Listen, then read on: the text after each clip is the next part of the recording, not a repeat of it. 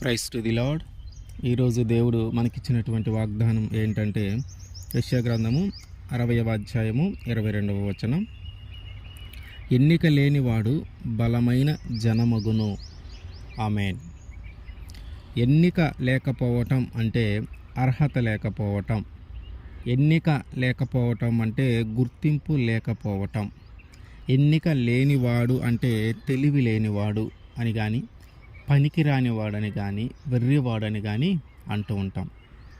అయితే దేవుడు ఏమంటున్నాడంటే, ఎవరైతే ఎన్నిక లేని వారు ఉన్నారో వారినే నేను ఎన్నుకొనబోతూ ఉన్నాను.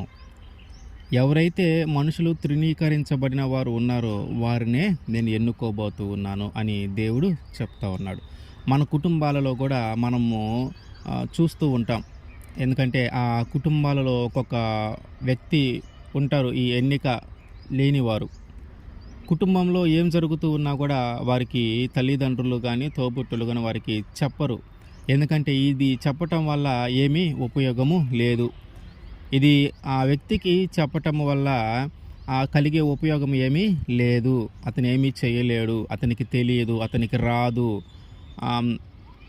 చెప్పటం వల్ల మనకి ఉపయోగము ఏమీ లేదు. అదిగో పలానా పని, ఒక్క పనికి అతను పనికి వస్తాడు, ఇంకా దేనికి పనికిరాడు. కాబట్టి ఈ కుటుంబంలో జరిగే విషయాలన్నీ అతనికి తెలియాల్సిన అవసరము లేదు. ఈ కుటుంబంలో ఉంటున్నటువంటి బాధలు అన్నీ అతనికి చెప్పినా కూడా అతను దానికి సంబంధించి ఏ పని చేయలేడు. ఆ బాధలు తొలగించడానికి అతను ఏ పని చేయలేడు. ఇతను ఎందుకు పనికిరాడు, వీడికి ఏమీ తెలియదు, వీడికి అర్హత లేదు, కుటుంబాన్ని పోషించే అర్హత, కుటుంబం యొక్క భారము మోసే అర్హత, అంత తెలివి, అంత జ్ఞానము వీడికి లేదు అని చాలా కుటుంబాలలో ఇట్లాంటి వ్యక్తులను మనము చూస్తూ ఉంటాం.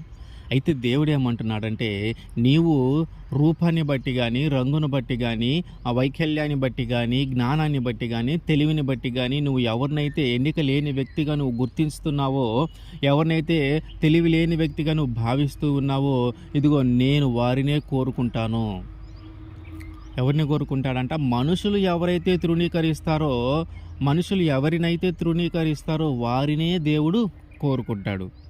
మనుషులు ఎవరినైతే లెక్కలేనితనంగా చూస్తూ ఉంటారో దేవుడు వారినే కోరుకుంటాడు. ఎవరినైతే రంగును బట్టి, రూపాన్ని బట్టి, వైకల్యాన్ని బట్టి, ఆ ప్రదేశాన్ని బట్టి, వీరు ఎందుకు పనికిరాని వాడని, వీడికి తెలివి లేదు అని, వీడికి జ్ఞానం లేదు అని, వీడి పని చేయలేడు అని ఒక కుటుంబంలో ఉండవలసిన వ్యక్తిగా నువ్వు లెక్కేసుకోకుండా నీ కుటుంబానికి సంబంధం లేని వ్యక్తిగా నువ్వు ఆ వ్యక్తి గురించి మాట్లాడుతూ ఉంటే, అలాంటి వ్యక్తినే దేవుడు కోరుకొని ఒక గొప్ప జనముగా, ఒక తెలివైన వ్యక్తిగా, ఒక రాజుగా మీ అందరిని చివరికి ఆయనే పోషించేలాగున దేవుడు మార్చగలుగుతాడు. అలాగా దేవుడి ఎన్నిక ఉంటుంది. 1 సమూయేలు 16వ అధ్యాయము 11వ వచనం. నీ కుమారులందరూ ఇక్కడనే ఉన్నారా అని యెషయిని అడుగగా, అతడు ఇంకనూ కడసారివాడు ఉన్నాడు, అయితే వాడు గొర్రెలు కాయుచున్నాడని చెప్పాను. అందుకు సమూయేలు, నీవు వానిని పిలువనంపించుము, అతడిక్కడికి వచ్చే వరకు మనము కూర్చుందామని యెషయాతో చెప్పగా. ఇక్కడ ఏం జరుగుతుందంటే, యెషయికి 8 మంది కుమారులు, అందులో చివరివాడు దావీదు. అయితే సౌలు దేవుని మాట వినకుండా, దేవునికి ఇష్టానుసారంగా జీవించకుండా పడిపోయినప్పుడు దేవుడు సౌలుని తీసివేసి ఆ రాజు ప్లేసులో యెషయి కుమారుడైనటువంటి దావీదుని నియమించాలని దేవుడు ఒక ప్రణాళిక సిద్ధం చేశాడు. ఈ విషయము సమూయేలుతో చెప్తాడు. ఇదిగో ఈ సమూయేలేమో సౌలు కోసం దుఃఖపడుతూ ఉంటాడు. ఎందుకంటే దేవుడు ఎంతగానో కోరుకొని, ఎంతగానో ఇష్టపడి సౌలుని రాజుగా నియమించాడు. మొట్టమొదటి రాజు సౌలు. ఆ సమూయేలు సౌలు గురించి దుఃఖపడతా ఉంటాడు. ఎందుకంటే ఈ సౌలు ఎందుకు పడిపోయాడు దేవుని విషయంలో, దేవుడి మీద ఆధారపడకుండా వేరే వారి మీద ఆధారపడతా ఉన్నాడని అవన్నీ తలంచుకొని, దేవుడికి వ్యతిరేకంగా చేసినవన్నీ తలంచుకొని సౌలు విషయంలో సమూయేలు దుఃఖపడుతూ ఉంటే దేవుడు అంటాడు, నువ్వు ఎందుకు నా మాట వినకుండా వ్యతిరేకంగా చేస్తున్నటువంటి సౌలు గురించి ఆలోచించి దుఃఖపడుతూ ఉన్నావు? ఇదిగో ఈ సౌలు యొక్క ప్లేస్లో నేను ఇంకొకరిని నియమించబోతూ ఉన్నాను. అతనే యెషయి కుమారుడైనటువంటి దావీదు. ఇదిగో నువ్వు అతని దగ్గరికి వెళ్ళి అతన్ని అభిషేకించి రాపో, నీ కొమ్ములో తైలము నింపుకొని అతన్ని అభిషేకించి రాపో అంటే సమూయేలు అంటాడు, నేను కానీ అక్కడికి వెళ్ళాననే విషయము సౌలుకు తెలిస్తే సౌలు నన్ను చంపేస్తాడు కదా అని అంటాడు. అప్పుడు దేవుడు ఏమంటాడంటే, సరే ఒక గొర్రె పిల్లని తీసుకొని దాన్ని వధించడానికి, దాన్ని బలి అర్పించడానికి వెళ్ళి వాళ్ళందరినీ కలిసి వాళ్ళందరితో మాట్లాడి రా అని అట్లా వెళ్ళమంటే అట్లా వెళ్ళి యెషయా దగ్గరికి వెళ్ళి, ఇదిగో నీ కుమారులు ఎక్కడున్నారో వాళ్ళందరినీ పిలిపించు, వాళ్ళందరితో మాట్లాడాలి అని చెప్తే యెషయా ఏం చేస్తాడు, 7 మందినే పిలిపిస్తాడు. 8వ వ్యక్తి దావీదు, కానీ 7 పిలిపిస్తాడు. 7 పిలిపించిన తర్వాత ఫస్ట్ పెద్దవాడిని, తర్వాత 2వాడిని, తర్వాత 3వాడిని ఇట్లా అందరం చూపించుకుంటూ వస్తాడు. ఫస్ట్ పెద్దవాడిని చూడంగానే ఆయన చాలా బాగుంటాడు, ఎత్తుగా, అందంగా. కానీ సమూయేలు ఏమనుకుంటాడంటే ఇతనే కావాలా దేవుడు కోరుకుందని అనుకోగానే దేవుడు అంటాడు, నేను కోరుకుంది ఇతన్ని కాదు. 2వ వ్యక్తిని చూపిస్తాడు, ఇతను కాదంటాడు. 3వ వ్యక్తిని చూపిస్తాడు, ఇతను కాదంటాడు. ఇట్లా 7 చూపిస్తాడు. 7 సమూయేలు చూసిన తర్వాత దేవుడు సమూయేలుతో చెప్తాడు, వీళ్ళు ఎవరు కాదు అని. మరి 8వ వ్యక్తి ఎక్కడున్నాడు? 8వ వ్యక్తి ఉన్నాడని సమూయేలుకి తెలియదు. ఎందుకంటే ఈయన ఏం చేశాడు, యెషయా నీ కుమారులందరినీ పిలిపించమంటే 7 పిలిపించాడు. లెక్క 8వ వ్యక్తిగా దావీదుని లెక్కేసుకోవాలా. ఎందుకంటే దావీదు ఏం చేయగలుగుతాడని యెషయా తన తండ్రి అనుకుంటున్నాడంటే, ఒక గొర్రెల కాపరి, వీడు గొర్రెలు కాయటానికే పనికొస్తాడు, ఇంక దేనికి పనికిరాడు అనే విషయము దావీదు తండ్రి అయినటువంటి యెషయా భావిస్తూ ఉన్నాడు.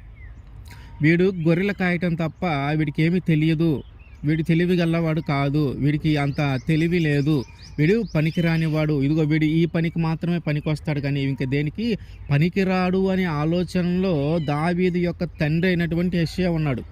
అయితే దేవుని ప్రణాళిక ఎలా ఉందో చూడండి.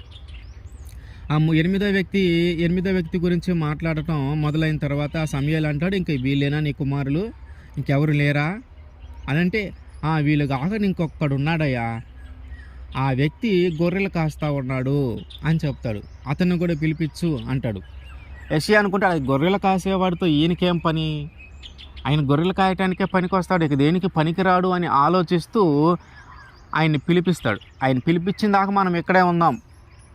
సమూయేలు అంటాడు, ఆయన వచ్చిన దాకా నేను ఇక్కడే ఉంటాను అని. అప్పుడు ఆయన పోయి పిలిపిస్తే వెంటనే దావీదుని ఎప్పుడైతే సమూయేలు చూస్తాడో ఆయన చాలా అందంగాను, ఎర్రగాను, మంచి అందంగా కనిపిస్తాడు. వెంటనే దేవుడు కూడా చెప్తాడు, ఇదిగో నేను కోరుకుంది ఇతనినే. దావీదుని చూడగానే దేవుడు సమూయేలుతో మాట్లాడతాడు, ఇదిగో నేను కోరుకుంది ఇతనినే అని చెప్పగానే వెంటనే ఆ సమూయేలు ఏం చేస్తాడంటే ఆ కొమ్ములో తీసుకొచ్చినటువంటి తైలాన్ని దావీదు మీద పోసి ఆయన అభిషేకిస్తాడు. తండ్రి అనుకోలా, తండ్రి ఆలోచించలా. తండ్రి ఏమనుకున్నాడు, మాట్లాడాలంటే ఏదన్నా ఉంటే మంచి విషయం ఉంటే ఈ 7 ఎవరికైనా ఇస్తాడేమో, లేదా 7 ఎవరినైనా అభిషేకిస్తాడేమో, ఇదిగో పెద్దవాడిని అభిషేకిస్తాడేమో, లేదా 2వాడిని అభిషేకిస్తాడేమోనని యెషయా అనుకుంటున్నాడు. కానీ ఈ చివరి వ్యక్తి అయినటువంటి దావీదుని, లెక్కలేనితనంగా తీసేసినటువంటి దావీదుని, గొర్రెలు కాయటానికే పనికొస్తాడు అని అనుకున్న దావీదునే దేవుడు ఎన్నుకొని అభిషేకిస్తాడని యెషయా అనుకోలా, దావీదు యొక్క తండ్రి అనుకోలా. అట్లాగే తన పక్కన తన తోబుట్టువులైనటువంటి తన సహోదరులు 7 ఉన్నారు, 7 కూడా అనుకోలా.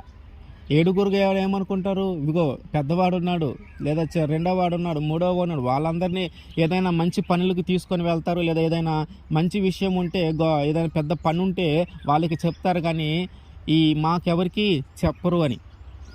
కానీ దేవుడి ప్రణాళిక ఎట్లా ఉంది, చివరివాడు, లెక్కలేనివాడు, గొర్రెల కాపరి, ఎందుకు పనికిరానివాడని అందరూ నిర్ణయించుకున్నారు. తండ్రి కూడా వీడు గొర్రెలు కాయటానికి తప్ప ఎందుకు పనికిరాడని ఒక నిర్ణయం తీసుకున్నాడు.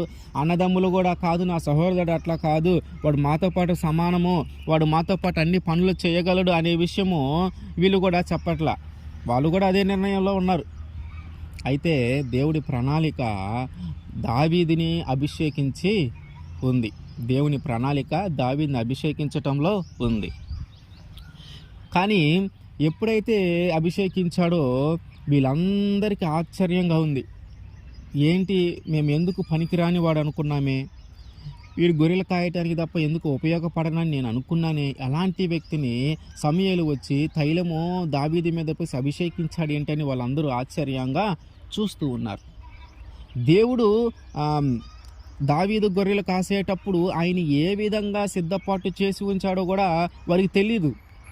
ఎందుకంటే దావీదుకు జరిగిన సంఘటనలన్నీ తండ్రితో కానీ తన అన్నదమ్ములతో కానీ ఆయన ఎప్పుడు పంచుకోలే. ఆ గొర్రెలు కాసేటప్పుడు ఒక సింహం వస్తుంది, ఒక ఎలుకబంటి వస్తుంది. ఇదిగో వాటిని ఆయన దగ్గర ఏ ఆయుధము లేకుండానే వాటిని చీల్చి 2 ముక్కలుగా చేసిన అంత జ్ఞానము, అంత తెలివి, అంత బలము దేవుడు దావీదుకి ఇచ్చాడు. అయితే ఆయన సింహంతో పోరాడింది కానీ, ఎలుకబంటితో పోరాడింది కానీ తన తండ్రికి కానీ తన అన్నదమ్ములకు కానీ చెప్పలా. అందుకనే దావీదుని దేవుడు ఇలా సిద్ధం చేసి ఉంచాడు. దావీదు దగ్గర ఇంత బలం ఉంది, దావీదు దగ్గర ఇంత తెలివి ఉంది, దావీదు సింహంతో పోరాడి గెలిచాడు, ఎలుకబంటితో పోరాడి గెలిచాడు అనే విషయము తన తండ్రికి కానీ తన సహోదరులకు కానీ తెలియదు. అది దేవుడికి తెలుసు. ఎందుకంటే దేవుడు ఏర్పాటు చేసుకొని ఉన్నాడు కాబట్టి దేవుడికి తెలుసు. అందుకనే మన ఇళ్ళల్లో ఉన్నటువంటి పిల్లల్ని కూడా వారు ఏ విషయాలలో గొప్పవారో, ఏ విషయాలు చేయగలుగుతారో, ఏ విషయాల్లో వాళ్ళకి ఎక్కువ ప్రావీణ్యం ఉందో, ఏ విషయాలు వాళ్ళు ధైర్యంగా చేయగలుగుతారో మనకి తెలియదు.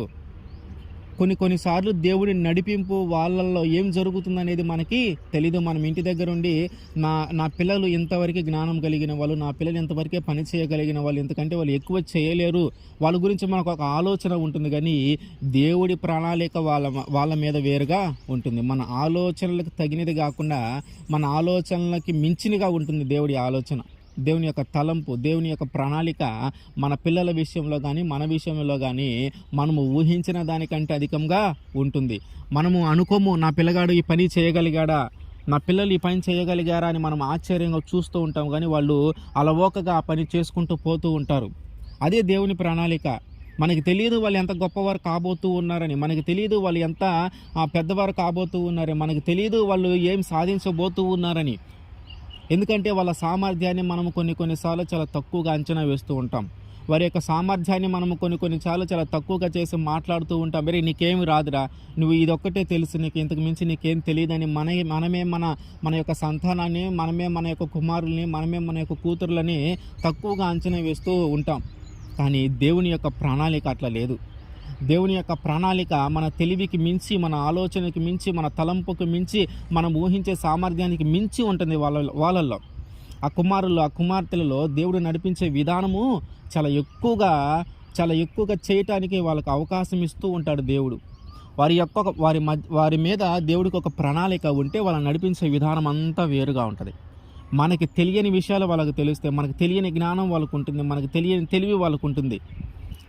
నా పిల్లలకి ఇంత తెలివి లేదనుకున్నానే అని మనం అనుకుంటూ ఉంటాం. వారు ఈ పని చేయలేరని నేను అనుకున్నానే, చాలా అలవోకగా వీడు చేసేస్తున్నాడు, వీడికి చాలా తెలివి ఉందని మనం అనుకుంటాం. అప్పుడు దాకా మనం గుర్తించాం, అప్పుడు దాకా అతన్ని మనము చాలా తక్కువ వాడిగా చూస్తాం. కానీ ఎప్పుడైతే ఆ కార్యము జరుగుతుందో అప్పుడు చాలా పెద్దవాడిగాను, చాలా గొప్పవాడిగాను, నాకంటే బాగా తెలివిగలవాడిగాను మనము గుర్తిస్తూ ఉంటాం.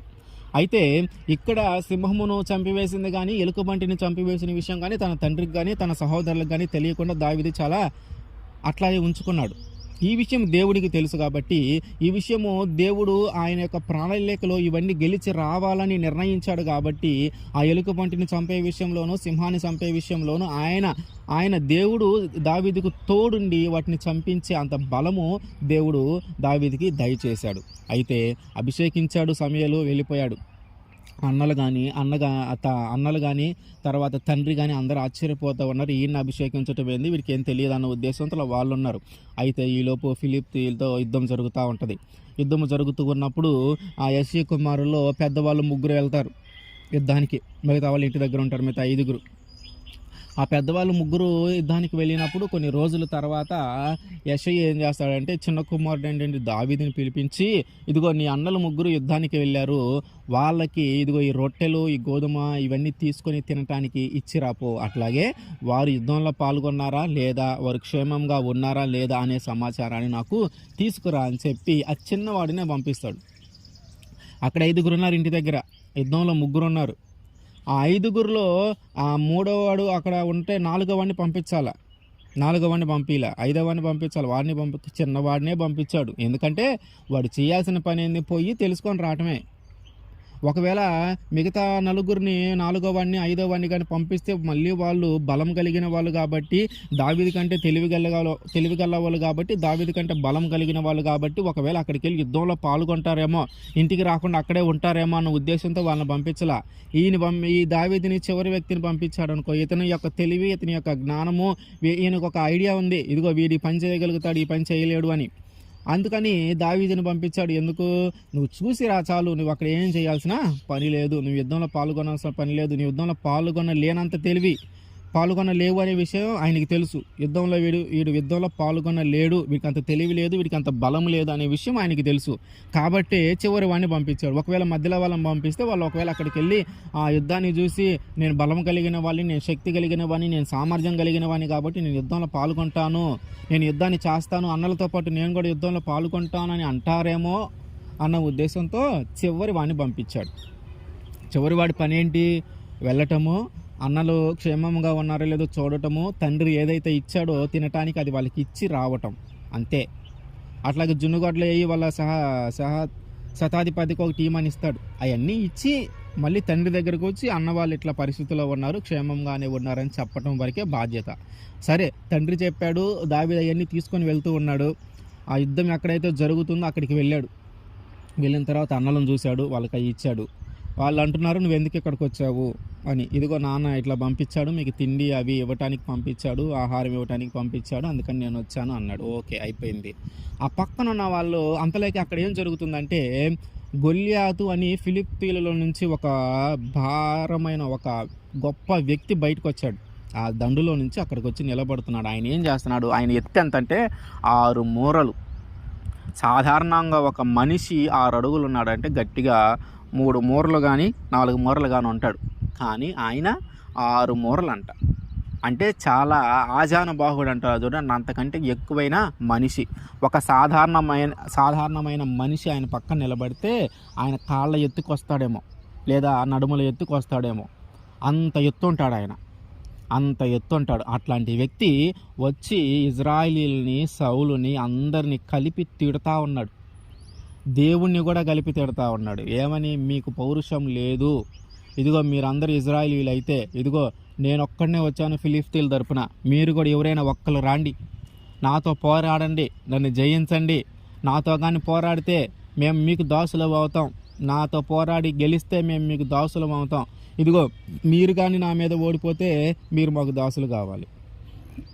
మొత్తం యుద్ధం మొత్తం అందరం చేసుకోవద్దు, అందరం చంపుకోవద్దు, ఒక్కళ్ళే రండి, నేను ఒక్కడనే వచ్చా ఫిలిష్తీయుల తరపున, నేను ఒక్కడనే వచ్చా, మీరు కూడా ఒక్కళ్ళే రండి అంటే ఆయన చూస్తేనే భయం పడుతుంది జనాలకి.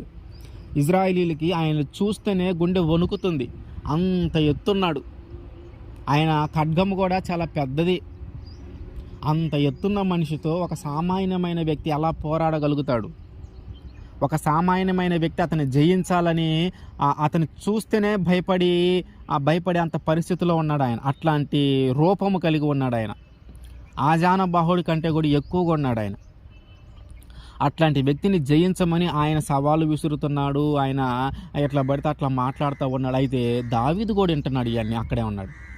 దావీదు కూడా వింటున్నాడు. దావీదు అంటున్నాడు, అసలు వీడెవడు, ఈ సున్నతి లేని వ్యక్తి, ఈ ఫిలిష్తీయుడు మన దేవుడు, నిజమైన దేవుడి క్రింద ఉన్నటువంటి మనల్ని, ఇజ్రాయేల్ ప్రజలంటే మనల్ని ఒక లెక్కలేనితనంగా మాట్లాడతాడా? వీడికి ఎంత ధైర్యమో, వేం చూసుకొని వీడికి ఎంత ధైర్యం అని ఆయన ఆ పక్కనున్న వాళ్ళతో అంటూ ఉంటాడు. ఆయన పక్కనున్న వాళ్ళతో అంటూ ఉండి, అసలు ఇలాంటి వ్యక్తిని జయిస్తే ఏంటి బహుమానం, రాజు ఏమిస్తానంటున్నాడు, ఏమి బహుమానం ఇవ్వబోతున్నాడంటే అప్పుడు వాళ్ళు చెప్తారు, ఇదిగో రాజ్యంలో సగభాగము రాజు కుమార్తె, అంటే రాజుకు అల్లుడయ్యే అవకాశము, ఈ 2 ఉన్నాయి అని చెప్తారు. అంతలోకి వాళ్ళ అన్న అంటాడు, నువ్వెందుకు ఎక్కడే ఉన్నావు, నువ్వు ఇంకా ఇంటికి వెళ్ళలేదేంటి, నువ్వు ఇంటికి వెళ్ళు అంటే నువ్వు ఎక్కడే ఉండి యుద్ధము ఎలా జరుగుతుందో చూద్దామని ఉన్నావా అంటున్నాడు వాళ్ళన్న. అప్పటికి కూడా ఆయన మీద నమ్మకము రాలా. ఏమంటున్నాడు వాళ్ళ అన్న వచ్చి, అంటే నువ్వు ఎక్కడే ఉండి యుద్ధం చూద్దామని అనుకుంటున్నావా, నీ ఆశ నాకు తెలుసు, నీ కోరిక నాకు తెలుసు, నువ్వు మర్యాద ఇక్కడి నుంచి వెళ్ళిపో. అంటే యుద్ధం చేస్తాడు అనే నమ్మకం లేదు, యుద్ధము చేయగలడు అనే నమ్మకం లేదు. ఎందుకంటే సౌలు అంతటి ఓడే ఆజానుబాహుడు, అంతకంటే ఎక్కువైన వ్యక్తి ఆ గొల్యాతును చూసి భయపడుతూ ఉంటే, ఇక్కడ సామాన్యమైన ఒక చిన్న బాలుడిలాగా ఉన్నటువంటి దావీదు యుద్ధంలో పాల్గొంటాడని ఎవరూ ఊహించరు. తన అన్న కూడా ఊహించలేదు. కానీ దావీదుకి భలే కోపం వస్తూ ఉంది. వాళ్ళు మనల్ని అట్లా తిడతా ఉంటే, మన దేవుని పేరిట మనల్ని అవమానిస్తూ ఉంటే దావీదుకి బాగా కోపం వస్తుంది. సరే వాళ్ళ అన్న అక్కడి నుంచి తిట్టాడు, నువ్వు ఇక్కడి నుంచి వెళ్ళిపో అంటే, సరే ఆ వ్యక్తి దగ్గర నుంచి ఇంకొక వ్యక్తి దగ్గరికి వెళ్ళాడు. మళ్ళీ అడుగుతున్నాడు, ఏంది ఇట్లా గొల్యాతు వాడు ఇట్లా మాట్లాడుతూ ఉన్నాడు, మనల్ని ఎట్ట పడితే అట్లా అంటా ఉన్నాడు, నాకు కోపం వస్తుంది, వాడిని జయిస్తే ఏమిస్తారని మళ్ళీ అడుగుతూ ఉన్నాడు. మళ్ళీ వాళ్ళు చెప్తా ఉన్నారు, ఇదిగో ఆ రాజ్యంలో సగభాగము రాజకుమార్తెనిచ్చి పెళ్లి చేస్తాడని చెప్తా ఉన్నారు. ఇట్లా ఒకరిద్దరిని అడుగుతూ ఉండగానే ఈ విషయము సౌలు దగ్గరికి వెళ్ళింది. ఇదిగో ఆ దావీదు అనే వ్యక్తి ఇట్లా అందరిని అడుగుతూ ఉన్నాడు, అతని తరపున మన తరపున దావీదు యుద్ధం చేస్తాడంట గొల్యాతుతో అని సౌలు దగ్గరికి వెళ్తాడు. సౌలు దగ్గరికి తీసుకొని వెళ్తాడు దావీదుని. సౌలు దగ్గరికి తీసుకొని వెళ్తే సౌలు ఆయన్ని చూసి, నువ్వు ఇంకా బాలుడివే, నీకు యుద్ధము రాదు, నీకు బలము లేదు, నీకు సామర్థ్యము లేదు. అతన్ని చూసావా ఎంత ఎత్తున్నాడో, అతని దగ్గరికి కానీ నువ్వు వెళ్తే కాళ్ళ ఎత్తుకు కూడా నువ్వు రావు, నీకు సామర్థ్యము లేదు, నువ్వు ఇంకా బాలుడివే కాబట్టి నువ్వు యుద్ధము చేయలేవు కాబట్టి నువ్వు వెళ్ళిపో అంటాడు. అంటే మనం బాగా ఆలోచిస్తే దేవుని యొక్క ప్రణాళిక ఎట్లా ఉందో చూడండి. తండ్రి దగ్గర ఈయనది సరైన గుర్తింపు లేదు, తండ్రి దగ్గర వీడు తెలివి లేనివాడు, వీడి గొర్రెల కాపరి, వీడికి దీనికి ఒక్కదానికే పనికొస్తాడు, దేనికి పనికిరాడు అని అనుకుంటున్నాడు. అన్నలు చూస్తే అంతే ఉన్నారు. చివరికి యుద్ధంలోకి వచ్చినా కూడా యుద్ధం చూడటానికి వచ్చాడు, ఆ యుద్ధం ఎట్లా జరుగుతుందో చూద్దామని ఆశతో వచ్చాడని అనుకుంటున్నాడే కానీ యుద్ధం చేయటానికి వచ్చాడని తెలియలా. సౌలు దగ్గరికి వెళ్తే రాజు అయినటువంటి సౌలు కూడా, నువ్వు ఇంకా బాలుడివేనయ్యా, నీ వల్ల కాదు, ఇది నీ వల్ల అయ్యే పని కాదు, ఇది యుద్ధంలో నువ్వు పాల్గొనలేవు, నీకు అంత శక్తి లేదు, నీకు అంత బలము లేదు, నీకు అంత సామర్థ్యం లేదు, నీకు అంత తెలివి లేదు, నువ్వు ఇప్పుడు పాల్గొనకూడదు, నువ్వు బాలుడుగా ఉన్నావు కాబట్టి, నువ్వు ఏదో ఆవేశంలో మాట్లాడుంటావు కాబట్టి నువ్వు ఇంటికి వెళ్ళి అంటున్నాడు. ఆడు కూడా గుర్తింపు లేదు, ఆడు కూడా సామర్థ్యం లేదు. దేవుని ప్రణాళిక ఎట్లా నెరవేరబోతుందో చూడండి. ఎందుకు పనికిరాడని తండ్రి అనుకుంటే అసలు దేవుడు ఏ స్థితిలోకి తీసుకెళ్ళబోతున్నాడో దావీదుని మనం ఆలోచిస్తే మనకు బాగా అర్థమవుతుంది. అది వెంటనే దావీదు అంటున్నాడు, రాజా, నేను నా తండ్రి ఇంటి దగ్గర గొర్రెలు కాస్తా ఉన్నాను, అయితే గొర్రెలు కాసేటప్పుడు ఒక సింహం వచ్చింది, ఆ సింహాన్ని నా చేతులు ఏమీ లేకుండానే దాన్ని వెంటపడి దాన్ని నోరు చీల్చి దాని నోటనున్న గొర్రె పిల్లను నేను కాపాడా, నా చేతిలో ఏమి లేదు అప్పుడు ఆయుధం. ఆ విధంగా సింహం మీద పోరాడటానికి దేవుడు నాకు తోడున్నాడు.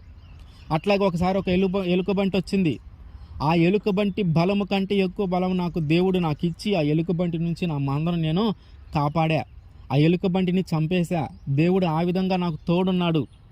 ఇదిగో ఈ ఫిలిష్తీయుడు కూడా ఆ ఎలుకబంటిలాగా సింహంలాగా అయిపోతాడు నా చేతిలో. ఆ విధంగా దేవుడు నాకు సహాయం చేస్తాడు, ఆ విధంగా దేవుడు నాకు తోడుంటాడు. ఇదిగో వాడైతే వాడిని నమ్ముకొని వాడి యొక్క ఆకారాన్ని, వాడి యొక్క బలాన్ని, వాడి యొక్క సామర్థ్యాన్ని, వాడి యొక్క తెలివిని నమ్ముకొని మన మీదకి యుద్ధానికి వస్తున్నాడు. కానీ ఇదిగో నేనైతే నన్ను సింహము నోట నుంచి నా మందను కాపాడటానికి తోడుగా ఉన్నటువంటి నా దేవుని బట్టి నేను వాడి మీదకి యుద్ధానికి వెళ్తాను. యుద్ధం చేసేది నేను కాదు, నా దేవుడే. నా దేవుని పేరును బట్టి నేను వాడి మీదకి యుద్ధానికి వెళ్తాను, నన్ను వెళ్ళనియండి. నన్ను బట్టిని కాదు, నా సామర్థ్యాన్ని బట్టి కాదు, నా తెలివిని బట్టి కాదు, నా జ్ఞానాన్ని బట్టి కాదు, నా బలాన్ని బట్టి కాదు, కానీ నా దేవుని నామమును బట్టి నేను వాడి మీద యుద్ధానికి వెళ్తాను. ఆ గొల్యాతు మీద యుద్ధానికి నేను వెళ్తాను నా దేవుని నామాన్ని బట్టి. ఆయనే ఆ సింహాన్ని జయించినట్టు, ఎలుకబంటిని జయించినట్టు, ఇదిగో వీడిని కూడా నేను జయిస్తాను. వాటిని సింహాన్ని కలేబరంగా మార్చినట్టు, ఆ ఎలుకబంటి కలేబరంగా మార్చినట్టు, ఇదిగో వాడిని కూడా నేను ఒక చనిపోయిన వాడిగా నేను మారుస్తాను. దేవుడు నాకు ఆ విధంగా తోడుంటాడు కాబట్టి నేను వెళ్ళనీయండి అంటాడు. దావీదులో ఉన్నటువంటి ఆశ, దావీదులో ఉన్నటువంటి కోరిక, దావీదులో ఉన్నటువంటి కోపము, ఆ దావీదులో ఉన్నటువంటి ఆ ఉత్సాహము చూసి సౌలు కూడా ముచ్చటపడి సరేనని యుద్ధానికి వెళ్ళటానికి ఏమేమి సామాగ్రి అయితే ఒంటికి అవసరమో, ఒంటి మీద గాయాలు కాకుండా ఉండటానికి అవసరమో ఆ సామాగ్రిని అంతా కూడా దావీదుకి సౌలు ఇచ్చాడు. అయితే అవి వేసుకొని నడవలేక ఇబ్బంది పడతా ఉన్నాడు. సరిగా అవి వాడుక లేవు అని అంటున్నాడు ఆయన. ఇవి నాకు సెట్ అవ్వట్లేదు, ఇవి చేసుకొని నేను యుద్ధం చేయలేను, నాకేమొద్దు, నేను ఇప్పుడు ఇంటి దగ్గర నుంచి ఎలాగైతే వచ్చాను అదే బట్టల మీద అదే దాని మీద నేను వెళ్తాను అంటాడు. ఏ కత్తి కానీ ఏ డాలు కానీ ఆయన దగ్గర లేదు. ఆయన దగ్గర ఉంది ఒకటే వడిసె, మనకి కార్డ్ బాల్ అంటాం, అట్లాంటిది పిట్టలను కొట్టే కార్డ్ బాల్ లాంటిది, అది ఒక్కటే ఉంది ఆయన కాడ. ఆ ఒక్కటే ఉండి సరే ఏదైతే అది అయింది పో, నీ దేవుడు నీకు తోడుంటాడు. ఏ సింహాన్ని అయితే జయించడానికి నీకు తోడున్నాడో, ఏ ఎలుకబంటిని అయితే జయించడానికి నీకు తోడున్నాడో అదే దేవుడు ఈ గొల్యాతును కూడా జయించడానికి నీకు తోడుగా ఉంటాడని సౌలు చెప్పి ముందుకు పంపిస్తాడు. ఆయన ఏం చేశాడు, దావీదు వెళ్ళి ఆ కొంచెం దగ్గరలో వాగుంటే ఆ వాగులోకి వెళ్ళి ఒక 5 నున్నటి రాళ్ళు తెచ్చుకుంటాడు. ఇక ఏం చేస్తాడు, దావీదు యుద్ధంలోకి వస్తూ ఉంటే ఆ గొల్యాతు ఉంటాడు ఎదురుగా. ఆ గొల్యాతు ఈ దావీదుని కనిపెట్టడానికి టైం పట్టిందనమాట. చుట్టూ పార చూస్తే అప్పుడు కనపడ్డాడు అంట. అంటే ఆయన ఎంత ఎత్తున్నాడు, దావీదు ఎంత ఎత్తులో ఉన్నాడో చూడాలి. ఆయన ఎంత ఎత్తుగా ఉంటే పార చూస్తే దావీదు కనపడ్డాడు. దావీదు కనపడితే ఆయన అంటాడు యుద్ధం చేయకుండా, నేనేమైనా కుక్క లాంటి వాడిని అనుకుంటున్నావా? నువ్వేమనుకుంటున్నావు నా గురించి? అసలు నువ్వు ఇంత ఎత్తున్నావు, నువ్వు నా మీద యుద్ధానికి వస్తావా? నువ్వు సరిగ్గా నా కాళ్ళంత కూడా ఎత్తు కూడా లేవు, నువ్వు నా మీదకి వచ్చి నన్ను చంపుతావా? నా మీద యుద్ధం చేస్తావా అని దావీదుని తృణీకరిస్తాడు. ఇక్కడ కూడా గొల్యాతు కూడా యుద్ధం చేయడు. నువ్వు చిన్నవాడివి, నువ్వు బాలుడివి, నీకు సామర్థ్యం లేదు, నువ్వు ఎంత అసలు నా కాళ్ళంతా కూడా లేవు, నువ్వు వెళ్ళిపో అని దావీదు కూడా తృణీకరిస్తాడు. అసలు దేవుని ప్రణాళిక చూడండి. ఒక వ్యక్తిని గొప్ప వ్యక్తిగా, ఒక వ్యక్తిని రాజుగా చేయటానికి దేవుని యొక్క ప్రణాళిక. ఎంత అవరోధాలు ఏర్పడితే అంత గొప్ప వ్యక్తిగా మారుతారు. ఎన్ని అవరోధాలు జయిస్తే, ఎన్ని అవమానాలు పొందితే అంత గొప్ప వ్యక్తిగా దేవుడు మళ్ళీ మారుస్తాడు. ఏమైంది, ఇక్కడ కూడా తృణీకరించాడు. తండ్రి నమ్మలేదు, అన్నలు నమ్మలేదు, ఆ దేశంలో ఉన్నటువంటి సౌలు రాజు నమ్మలేదు. ఆఖరికి యుద్ధానికి వెళితే ఆ యుద్ధము చేసే వ్యక్తి కూడా నమ్మల. నువ్వు బాలుడివి, నువ్వెందుకు పనికిరావు, నీకు తెలివి లేదు, నీకు జ్ఞానం లేదు, నువ్వు ఎంతే ఉన్నావు, చిన్నవాడిగా ఉన్నావు, నేను ఎంతున్నాను, నాలాంటి వాడి మీద యుద్ధానికి రావాలంటే నాలాంటి వాళ్ళే రావాలా, నాలాగా ఆజానుబాహువులుగా ఉండాలా, లేదంటే ఒక 100 మంది 1000 మంది ఒకేసారి నా మీద యుద్ధానికి రావాలా. అట్లా కాకుండా ఒక చిన్న పిల్లవాడిని నా మీదకి యుద్ధానికి పంపించారు, నేను వీడితో యుద్ధము చెయ్యను. నా గురించి మీరు ఏమనుకుంటున్నారు అసలు? నా గురించి మీరు ఏమనుకుంటారు? ఇంత చిన్నపిల్లవాడిని, ఒక బాలుని నా మీద యుద్ధానికి పంపించారే, ఇంత వాడితో నేను యుద్ధం చేయాలా? ఇలాంటి వాడితో నేను ఎందుకు యుద్ధం చేస్తాను? వీడు నాకు సరిపోటీ కాదు, వీడు నాకు సమానమైన పోటీ కాదు, కాబట్టి నేను యుద్ధము చేయను అంటాడు. అప్పుడు దావీదు అంటాడు, ఇదిగో నా దేవుడు నాకు తోడుగా ఉన్నాడు, నేను నీతో యుద్ధం చేస్తాను, నేను నిన్ను చంపేసి నీ తలను నేను తెగేసుకొని నా రాజు దగ్గరికి తీసుకొని వెళ్తాను, దేవుడు నాకు ఆ విధంగా సహాయం చేస్తాడు, దేవుడు నాకు ఆ విధంగా తోడుంటాడు, నీ విషయంలో దేవుడు ఆ విధంగా నిన్ను చేసేలాగా దేవుడు నాకు సహాయం చేస్తాడని మాట్లాడుతూ తన వడిసెలో ఉన్నటువంటి రాళ్ళను తీసుకొని ఆ దానితో గిరా గిరా గిరా తిప్పి ఆంతును కొడితే నుదుటి మీద తగిలింది. నుదుటి మీద ఎప్పుడైతే తగులుతుందో ఆంతును ముందుకి బోరలా పడతాడు. పడగానే వెంటనే పరిగెత్తుకుంటూ వెళ్ళి ఆయన యొక్క కత్తె తీసుకొని ఆ తలను ఛేదించి, ఆ తలను వధించి, ఆ తలను పట్టుకొని తిరిగి ఇజ్రాయేల్ సైన్యం వైపు సౌలు దగ్గరికి నడుస్తూ ఉంటాడు. ఎప్పుడైతే ఆ గొల్యాతు పడిపోయాడో, ఎప్పుడైతే ఆ గొల్యాతు తల నరికివేశాడో దావీదు, ఆ ఫిలిష్తీయులు అందరూ భయభ్రాంతులకు గురయ్యి ఏటోళ్ళు అటు పారిపోయారు. ఎటు చిక్కితే ఎటు చిక్కితే అటు పారిపోయారు. వాళ్ళు పారిపోవటం చూసి మళ్ళీ ఇజ్రాయేలీలు అందరూ వాళ్ళు వెనకబడ్డారు. వీళ్ళు ఎట్టా పారిపోతున్నారు, మనమే జయిస్తాము, వాళ్ళని తరుముదామని చెప్పి వీళ్ళు ఇంకా ఎగబడ్డారు. వాళ్ళు పారిపోయి ఎటోళ్ళు అటు వెళ్ళిపోయారు. దావీదు మాత్రం ఆ గొల్యాతు తల తీసుకొని చిన్నగా సౌలు దగ్గరికి తీసుకెళ్ళిపోయారు. సౌలు దగ్గరికి ఎప్పుడైతే తీసిపోయాడో ఇక దావీదు యొక్క స్థితి ఒక గొప్ప స్థితిలోకి వెళ్ళిపోయింది. తన తండ్రి ఊహించలా దావీదు ఇట్లాంటి ఒక యుద్ధము చేస్తాడు అని. ఇంత గొప్ప వ్యక్తిని, ఒక ఆజానుబాహుడు కంటే ఎక్కువ ఉన్న వ్యక్తిని చంపేస్తాడు, ఒక యుద్ధాన్ని జయిస్తాడు, ఈ యుద్ధంలో ఇజ్రాయేల్ పక్షాన నిలబడి ఇజ్రాయేల్కి ఒక రక్షణ దయచేస్తాడు, దావీదు ద్వారా ఒక రక్షణ కలుగుతుందని తన తండ్రి ఊహించలా, తన అన్నదమ్ములు ఊహించలా, ఆ దేశాన్ని పరిపాలించేటటువంటి రాజు అయినటువంటి సౌలు ఊహించలా. ఆఖరికి యుద్ధానికి వెళితే ఆ యుద్ధము చేసే వ్యక్తి కూడా తృణీకరించాడు. ఇలాంటి వాడితో నేను యుద్ధం చేయటం ఏంటి, వీడు నాకు సరిపోటీ కాదు, వీడు నాకు సమానమైన పోటీ కాదు, ఇట్లాంటి వ్యక్తితో నేను యుద్ధం చేయటం ఏంటి అని ఆయన కూడా తృణీకరించాడు. కానీ దేవుని ప్రణాళిక ఎలా ఉందో చూడండి. గొర్రెలు కాసేటప్పుడే ట్రైనింగ్ ఇచ్చాడు. గొర్రెలు కాసేటప్పుడే నువ్వు ఇట్లాంటి ఎదుర్కోబోతున్నావు అబ్బాయి, నువ్వు ఇవన్నీ చెయ్యి, నువ్వు ఇవన్నీ పాల్గొను, ఇదిగో సింహం వస్తుంది, దాన్ని పరిగెత్తించు, సింహం వస్తుంది, దాన్ని చీల్చివేయి, ఇదిగో నేను నీకు తోడుంటానని ఆల్రెడీ ట్రైనింగ్ ఇచ్చే తీసుకొని వచ్చాడు. వీళ్ళకి ఎవరికి తెలియదు ఆ ట్రైనింగ్ పొందాడని, వీళ్ళకి ఎవరికి తెలియదు ఆ ట్రైనింగ్ ఉందని. ఏదో ఆశపడతా ఉన్నాడు, ఏదో ఉత్సాహంగా ఉన్నాడు, పిల్లవాడు కదా, బాలుడు కదా, యుద్ధం చూడాలని ఆశగా ఉంటుందని వీళ్ళందరూ అనుకుంటారు. కానీ అసలు ఆ యుద్ధాన్నే జయిస్తాడని ఎవరు ఊహించాల. ఆఖరికి సౌలు కూడా ఊహించాల. ఆ తలని ఎప్పుడైతే తీసుకొని సౌలు దగ్గరికి తీసుకొని వెళ్ళాడో ఆ తరువాత అందరూ అంటున్నారు, దావీదుకు వేల కొలది 10,000 దావీదుకి 10,000 కొలది, సౌలుకి 1,000 కొలది అని ఆ తర్వాత యుద్ధాలు జరుగుతూ ఉన్నప్పుడు ఇదే పాట పాడుతూ ఉన్నారు. అంటే చివరికి సౌలు ఏమనుకున్నాడంటే, దావీదు అంతా జయించుకుంటూ వస్తున్నాడు కాబట్టి చివరికి మిగిలేది నా ప్లేసే, అంటే ఇక రాజుగా ఏర్పడటమే లేటు,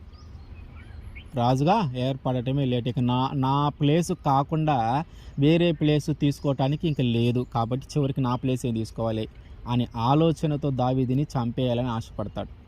దావీదుని చంపేస్తే ఇక నా మీదకి నా యొక్క రాజు అనే స్థానాన్ని ఆక్రమించుకోవటానికి ఎవరు రారు అని.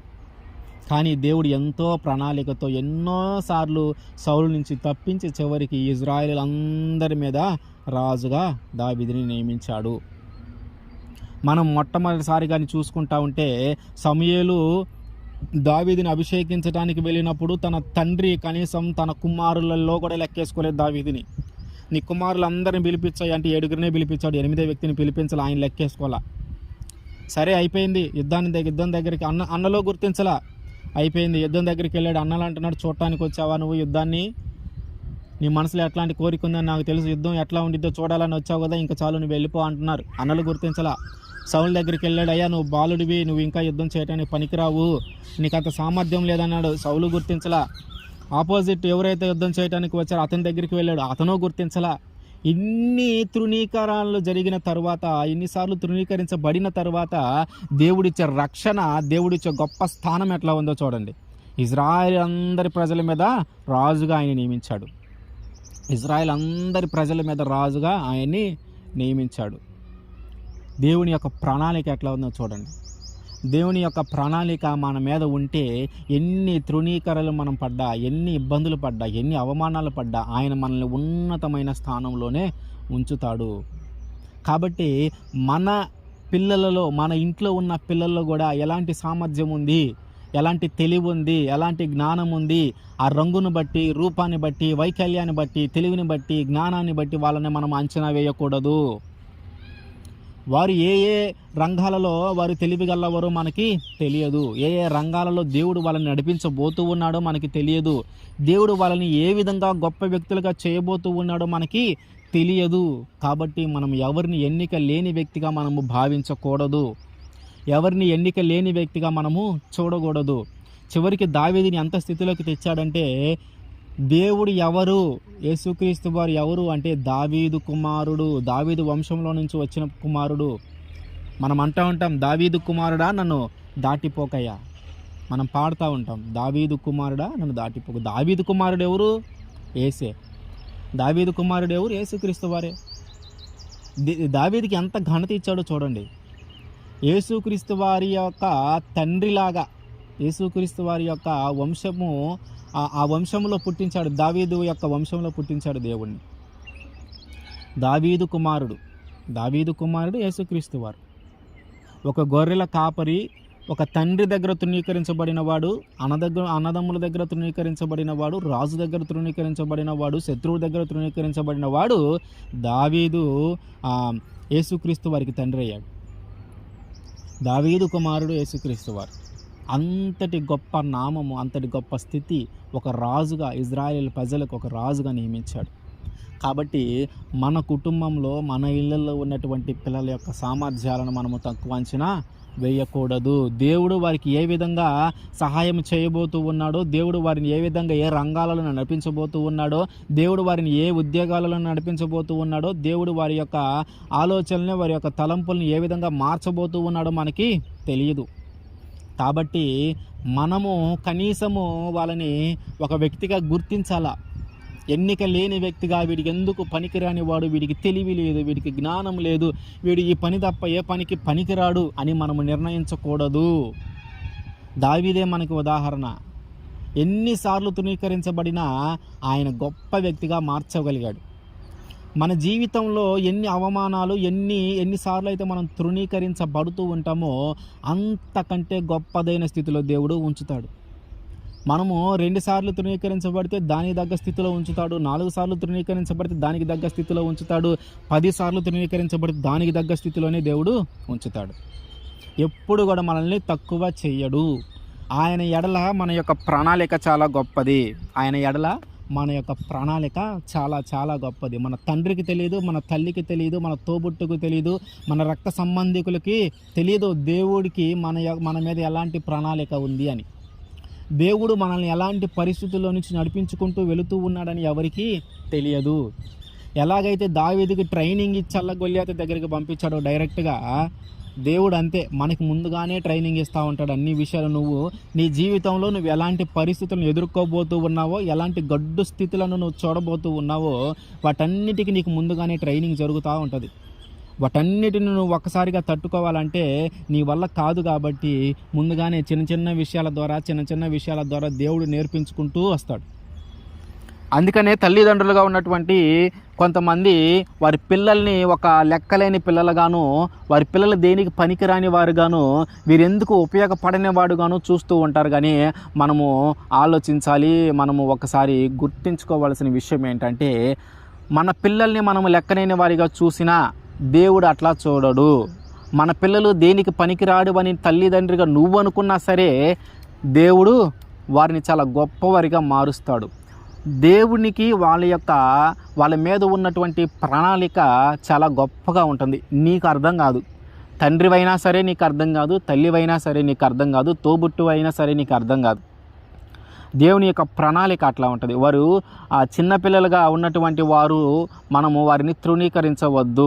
ఎన్నిక లేని వ్యక్తిగా మనం వారిని భావించవద్దు. వారు కూడా మన కుటుంబంలో ఒక సభ్యునిగా మనం భావించాలా. వారికి రావాల్సినటువంటి గౌరవాన్ని, వారికి రావాల్సినటువంటి రెస్పెక్ట్ని మనం వాళ్ళకి ఖచ్చితంగా ఇవ్వాలి.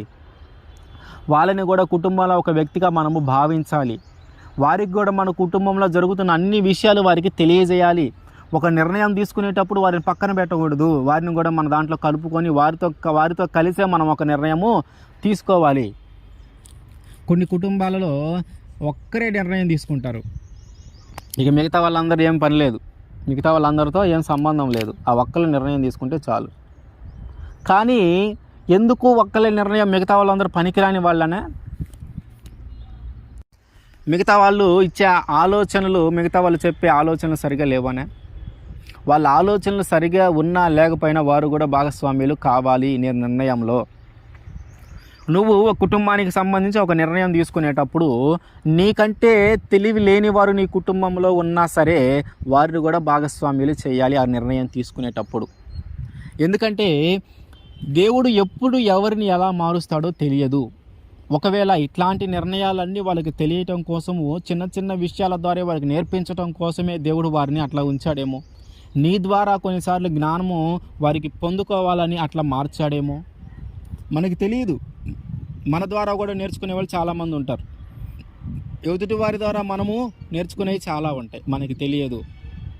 ఎవరి దగ్గర ఎట్లాంటి జ్ఞానం ఉంది, ఎవరు ఏం పని చేయగలుగుతారు, ఎవరు ఏం పని చేయలేరు, ఈ పని వారు చేయగలుగుతారా లేదా అనేది మనం అంచనా వేయలేం.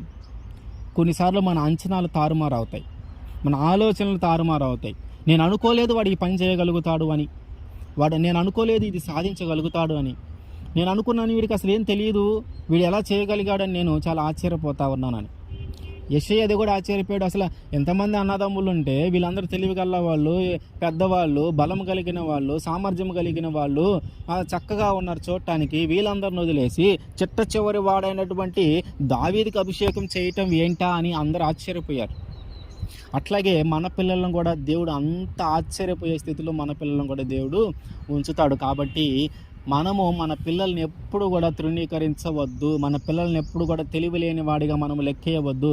మన పిల్లల్ని ఎప్పుడు కూడా వెర్రివాడిగా మనము లెక్కేయవద్దు. మన పిల్లల్ని ఎప్పుడు కూడా వీడికి ఏమి రాదు అని మనము లెక్కేసుకోవద్దు. దేవుని యొక్క ప్రణాళిక అతని యొక్క చిత్తంలో వేరుగా ఉంటుంది. అతని యొక్క జీవితంలో దేవుని యొక్క ప్రణాళిక వేరుగా ఉంటుంది. మనం ఊహించిన దానికంటే, మన ఊహకు అందని దానికంటే ఎక్కువగా ఆయన వాళ్ళ గురించి ఒక ప్రణాళిక సిద్ధం చేసి ఉంచుతాడు. మనము తొందరపడి వారిని ఒక కుటుంబంలో లేని వ్యక్తిగా మనము గుర్తించవద్దు. వారిని మన కుటుంబంలోని వ్యక్తిగానే మనము గుర్తించాలి. ఎన్నిక లేని వ్యక్తినే దేవుడు ఎన్నుకుంటాడు. మనం బాగా గుర్తుపెట్టుకోవాల్సిన విషయం, ఎన్నిక లేని వ్యక్తిని దేవుడు ఎన్నుకుంటాడు. తెలివి గల వాళ్ళని, జ్ఞానము కలిగిన వాళ్ళని, చూడటానికి అందమైన వారిని దేవుడు ఎన్నుకోడు. అంటే మన యొక్క ప్రవర్తన బట్టి దేవుడు ఎన్నుకుంటాడు. ఒకవేళ నాకు బాగా జ్ఞానం ఉంది, నాకు బాగా తెలివి ఉంది అని గర్వంతో, నేను చాలా అందంగా ఉన్నానని గర్వంతో నువ్వు ఉంటే దేవుడు ఎన్నుకోడు.